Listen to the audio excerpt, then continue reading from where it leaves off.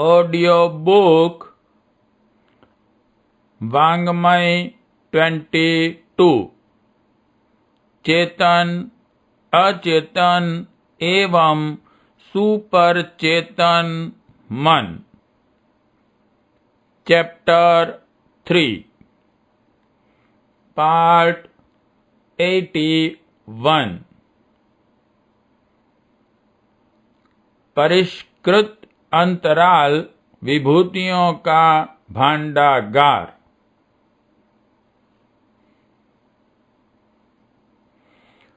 प्राणियों को उनकी आवश्यकतानुसार प्रकृति ने भविष्य ज्ञान की क्षमता प्रदान की है। शीत ऋतु में मक्खी मच्छर जैसे प्राणी कहीं सुरक्षित स्थान में छिपकर अपने प्राण बचाते हैं, पर जैसे ही उनके फलने फूलने का अवसर आता है, प्रजनन कृत्य में लगते और असाधारण रूप से वंश वृद्धि करते देखे गए हैं। हिम प्रदेशों में रहने वाले सफेद भालू जैसे प्राणी घोर शीत के दिनों आहार उपलब्ध न होने की कठिनाई को ध्यान में रखते हुए किसी गुफा में लंबे समय के लिए निद्राग्रस्त हो जाते हैं। मेंढक और सांप भी प्रायः ऐसा ही करते हैं। सर्दी के दिनों वे किसी बिल में इस प्रकार शिथिलता धारण करते हैं कि उन दिनों उन्हें भोजन की आवश्यकता ही न पड़े। धरती में गहराई में छिपे पड़े रहने पर भी अनुकूल मौसम का भविष्य ज्ञान उन्हें हो जाता है और वे उपयुक्त समय में बाहर निकल आते हैं। पक्षियों में से अनेकों ऐसे हैं जो ऋतु प्रतिकूलता का आभास होते ही अनुकूल क्षेत्रों में पहुंचने के लिए लंबी उड़ानें भरते हैं, समय काटते हैं और जब अनुकूलता उत्पन्न होती है तो फिर अपने पूर्व निवास पर लौट आते हैं। यह सब भविष्य ज्ञान की पूर्वानुभूति के आधार पर संभव होता है। ऋतुओं के अनुरूप मकड़ी अपना ताना फैलाती और समेटती देखी गई हैं। उपयुक्त ऋतु का ध्यान रखते हुए भी प्राणी वर्ग में उत्साह उभरता है, पर प्रतिकूलता का अनुमान रहने पर वे सर्वथा शांत बने रहते हैं। कितने ही प्राणी भूकंप, तूफान, महामारी जैसे प्रकोपों की समय से पहले ही जानकारी प्राप्त कर लेते हैं। अपने अपने समुदाय को चिल्ला चिल्ला कर सचेत करते हैं और कहीं अन्यत्र सुरक्षित स्थान के लिए पलायन कर जाते हैं।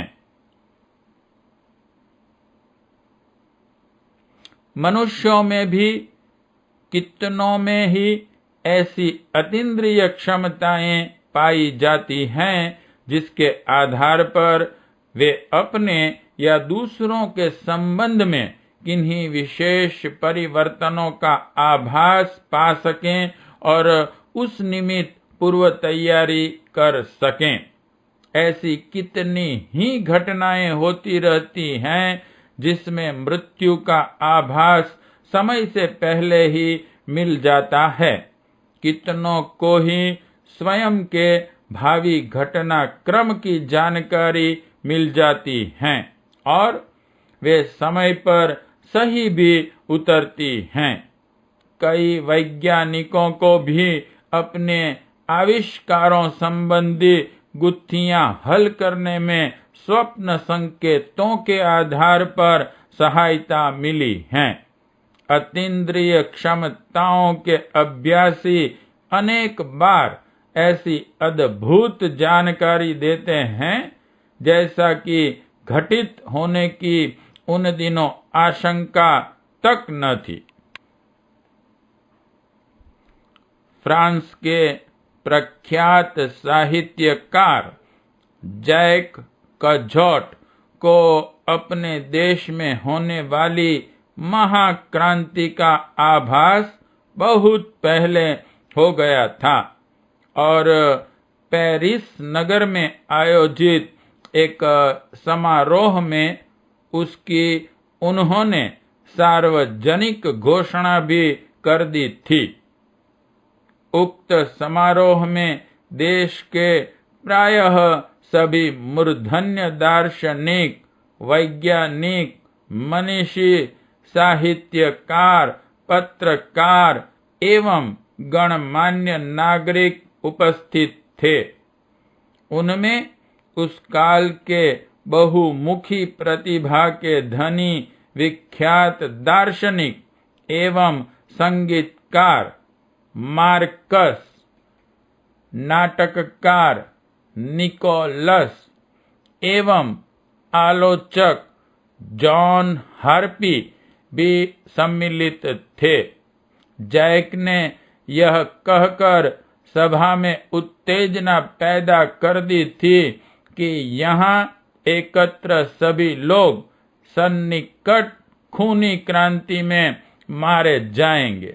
फ्रांसीसी क्रांति के नायक मार्कस के बारे में उसने भविष्यवाणी की थी कि उन्हें बंदी बना लिया जाएगा और फांसी की सजा सुनाई जाएगी, किंतु उससे पूर्व ही वह जहर खाकर अपनी जीवन लीला समाप्त कर लेंगे।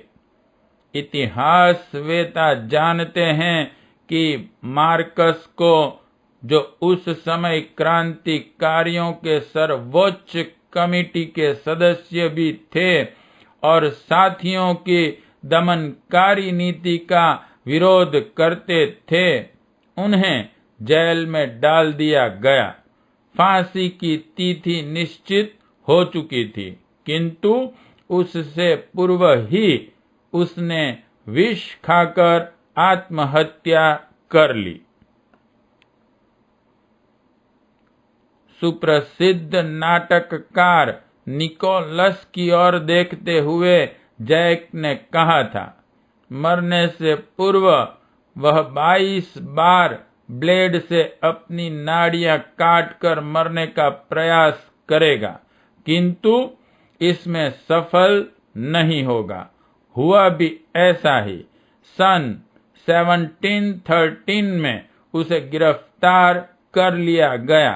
कैदी जीवन में उसने आत्महत्या करने की इच्छा से 22 बार प्रयत्न किया, पर हर बार असफलता ही हाथ लगी।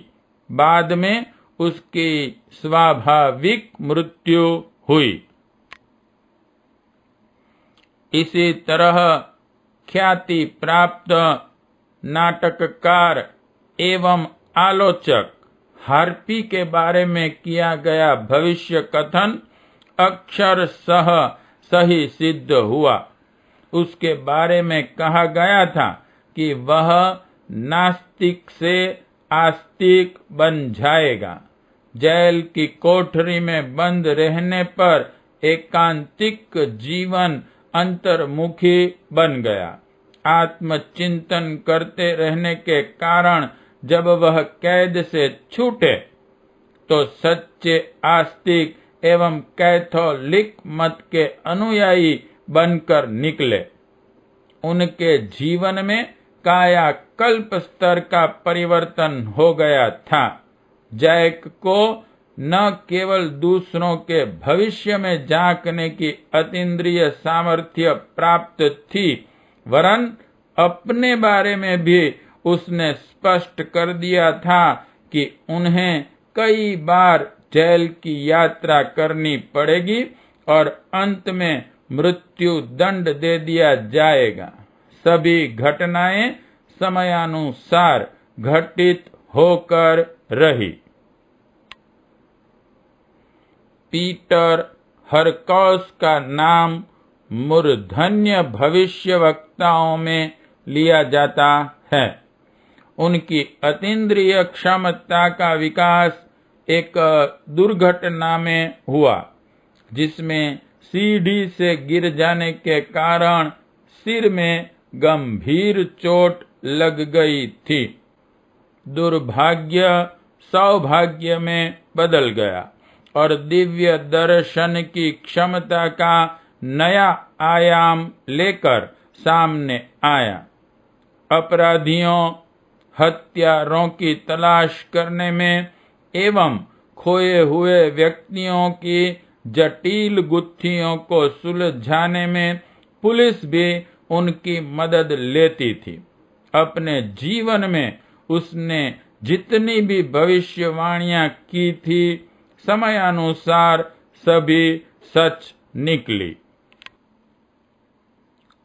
मानवीय अंतराल में एक से बढ़कर एक अद्भुत क्षमताएं विद्यमान हैं, जिन्हें अभ्यास द्वारा हर कोई विकसित कर सकता है। दूरश्रवण, दूरानुभूति, दूरदर्शन, पूर्वाभास, भविष्य कथन जैसी अगणित क्षमताएं प्रसुप्त स्थिति में दबी पड़ी हैं और कभी कभी किन्हीं व्यक्तियों में किसी कारणवश उभर भी आती हैं, पर कितने ही व्यक्ति इन्हें सतत अभ्यास द्वारा विकसित कर लेते हैं। न्यू जर्सी की परामनोविज्ञानी श्रीमती डोरोथी एलिसन एक ऐसी ही महिला है जिन्होंने भविष्य के गर्भ में झांकने की सामर्थ्य विकसित कर ली है। इसके माध्यम से उसने अब तक कितनी ही जटिल गुत्थियों को सुलझाया है। खोए हुए व्यक्तियों, हत्याओं एवं अपराधों के रहस्य खोले हैं। न्यूयॉर्क के प्रसिद्ध परामनोवेता रिचार्ड रिचनर ने डोरोथी की अतीन्द्रिय क्षमता को जांचा, परखा और सही पाया है। एक दिन तो वह स्वयं यह जानकर आश्चर्यचकित रह गए कि उनके कमरे में बैठा व्यक्ति आत्महत्या करने की सोच रहा है। यह रहस्योद्घाटन भी डोरोथी ने ही किया था और बताया कि यदि उस व्यक्ति को बचाया जा सके तो एक दृढ़ मनोबल वाला सफल व्यक्ति होगा। पूछताछ करने पर बात सही निकली। उपचार हो जाने पर बाद में वह एक सफल उद्योगपति बनकर रहा। इसी तरह इंग्लैंड की सुजैन पैडफील्ड, न्यूयॉर्क की एस्टेला रॉबर्ट्स एवं डरबन, दक्षिण अफ्रीका के नेल्स पामर ने भी अभ्यास द्वारा अतीन्द्रिय सामर्थ्य विकसित कर ली हैं। ये सभी व्यक्ति किसी वस्तु को देखकर ही उसके प्रयोक्ता के संबंध में सारे रहस्य उद्घटित कर देते हैं। खोए हुए व्यक्तियों एवं छिपे हुए अपराधियों को जिसका पता लगाने में प्रशिक्षित पुलिस भी असमर्थ रहती हैं, उनकी दूरदर्शी आंखें खोज निकालती हैं। सुप्रसिद्ध परामनोविज्ञानी जोसेफ बुकनन ने अपनी कृति में इस तरह की अनेकों घटनाओं का वर्णन किया है, जिसमें दिव्य दर्शियों की सहायता ली गई और सफलता मिली। दिव्य दर्शन की एक घटना महात्मा गांधी की अन्यतम सहयोगिनी रेहाना व्याबजी के जीवन से संबंधित हैं।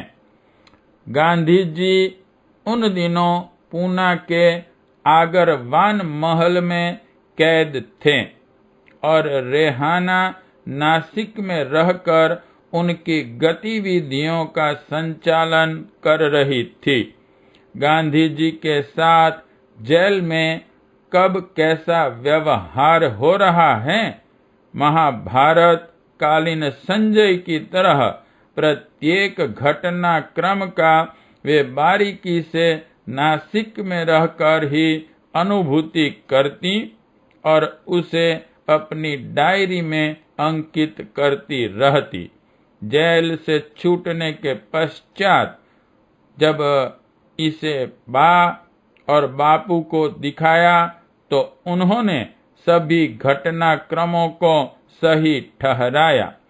सुविख्यात अमेरिकी खगोल विज्ञानी डॉक्टर जॉर्ज डॉडवेल के बारे में प्रसिद्ध है कि बिना किसी दूरदर्शी उपकरण के ही उनकी आंखें सुदूर आकाश में स्थित सौर मंडल के सदस्यों, ग्रह, नक्षत्रों, धूमकेतुओं आदि में हो रहे परिवर्तनों की स्पष्ट झांकी प्राप्त कर लेती थी।